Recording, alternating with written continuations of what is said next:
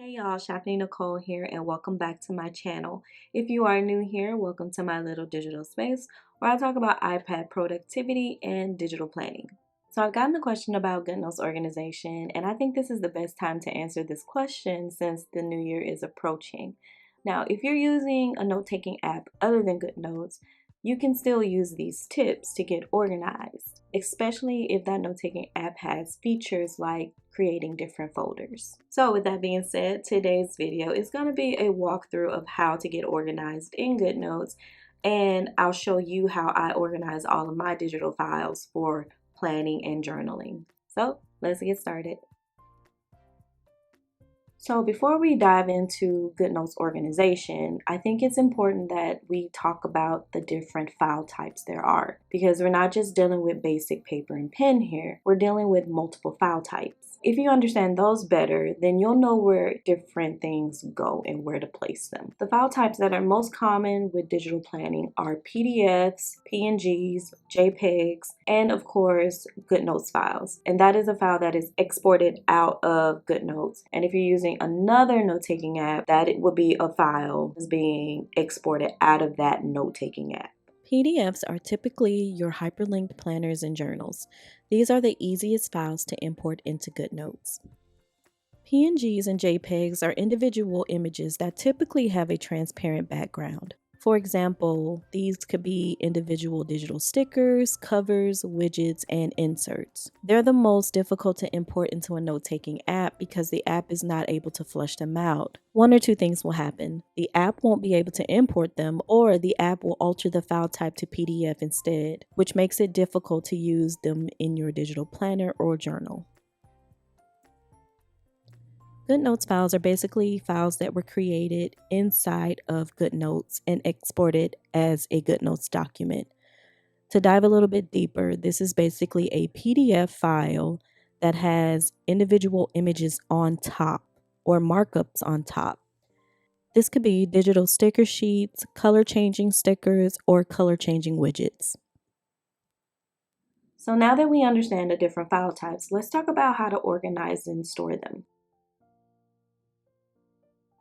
Okay, so I've been using Goodnotes for a very long time. I've been using it since Goodnotes 4 was around. So I've accumulated a lot of files over the years. However, you would not be able to tell that just by looking at my Goodnotes dashboard. And I think it's called Documents, but I just call it the dashboard. So I'm going to walk you through basically how, where, and why I store my files the way I do. So on my dashboard, you'll see I set up my folders for my big categories, such as working on, current, and teaching. My hyperlinked PDFs and Goodnotes files are stored here. If I tap on one of my folders, you'll see I've broken it down into smaller categories. I'm going to use my sticker books folder as an example. So within that folder, I have all of my sticker books. And this is where I typically store all of my stickers, especially my older stickers from years back. But any new stickers or stickers I use on a daily basis, I store them in the Elements collection. My color changing widgets are also stored in my Elements collection, and this just makes it easier to access them and change the color because everything is already lassoed. I do end up storing my new stickers in my sticker book, especially my seasonal ones. If you do need a sticker book, I will have some linked below. Now for my inserts and widgets, remember these are PNGs, so storing them in Goodnotes will alter the files, so I won't store them there. These I store in my Files app. I also have my Files app on my dock for easy access. Here I have them saved on my iCloud. That way they sync across every one of my iPads, because if I just store them on one iPad, I won't be able to access them on the others. I have them titled into a main category, which is digital planning. Then it breaks down into subcategories and then mini categories, just like my folders in Goodnotes. So when I want to use them, I simply create a side screen. That way I can drag and drop my inserts and widgets into my planner easily, and when I'm done, I can just swipe the screen away and pull it back in when I need to use it. If you're new to Goodnotes and or the iPad, or you've just not created folders before, I'm going to show you how to do it on the Goodnotes app and also the Files app. Let's start with Goodnotes. We're going to make sure we're on Documents because this is where our big category folder will go. We're going to tap on New and then tap on Folder. This is where you'll name your folder, choose a color and an icon.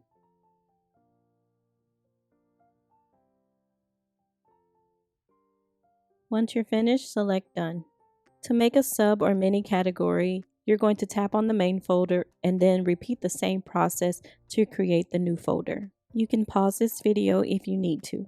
To start moving your files into their proper folders, you can just drag and drop. Now for the Files app. First, make sure that you do have the Files app on your dock for easy access.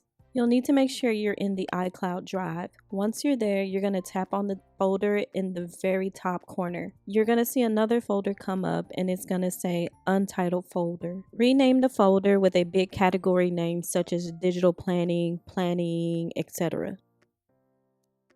To change the color of the folder, you'll long press on it and select Customize Folder and Tags. Tap on Tags to change the color and select an icon for it. To create subcategory and mini category folders, you're going to need to open up that big folder.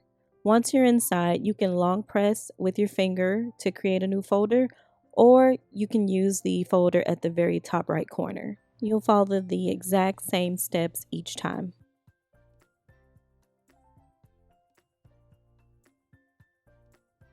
And that's it, guys. So hopefully you found this video to be helpful and you've gotten some ideas of how you want to start organizing your files. If you found this video to be helpful, give it a thumbs up. That would be great. Don't forget to subscribe to my channel and click that bell notification to be notified when I upload new videos. I hope everyone has a happy new year and I will see you guys in 2026. Happy planning.